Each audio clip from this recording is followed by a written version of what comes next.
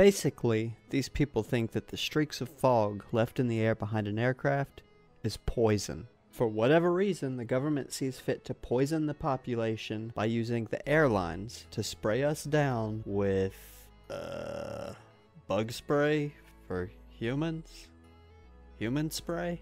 But really, what is chemtrails? They are actually contrails. Contrails are clouds formed when water vapor condenses and freezes around small particles, aerosols, that exist in aircraft exhaust. Some of the water comes from the air around the aircraft, and some of it is added by the exhaust of the aircraft. Because of the difference in contrail lifespans, contrails can be divided into three groups: short-lived, persistent non-spreading, and persistent spreading. Short-lived look like short white lines following along behind the plane, disappearing almost as fast as the plane goes across the sky, perhaps lasting only a minute or two. The air that the airplane is passing through is somewhat moist, and there's only a small amount of water vapor available to form a contrail. The ice particles that do form quickly return again into the vapor state. Persistent non-spreading look like white lines that remain visible after the airplane has disappeared. This shows that the air where the plane is flying is quite humid, and there's a large amount of water vapor available to form a contrail. Persistent contrails can be further divided into two classes, those that spread and those that don't. Persistent contrails look like long, narrow, white pencil lines across the sky. Persistent spreading look like long, broad, fuzzy white lines. This is the type most likely to affect climate because they cover a large area and they last longer than the short-lived or persistent contrails.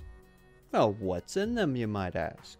Jet exhaust, carbon dioxide, water vapor, nitric oxides, and sulfur dioxide. How could the government do this? Well, they can't. Just think for a minute. How many people over a 24-hour period of time come in contact with a commercial airliner? Let's say you just parked your company's 737 in the maintenance hangar for a bit of maintenance, inspections, checkups, all that. You have literally tens, if not in some cases 100 personnel, from air crew to ground personnel, from corporate management to minimum wage employees, all over the place, working, inspecting, cleaning, replacing components, refilling fluids, looking at every single square inch of this aircraft. These people are sure to come in contact with some kind of aerosol distribution device, a tank of anti-human poison. So how does the federal government keep this secret?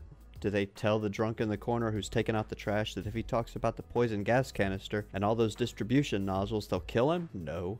This conspiracy is by its very nature impossible to contain. Millions of people on this planet are part of the aviation industry. Pilots, cabin crew, maintenance.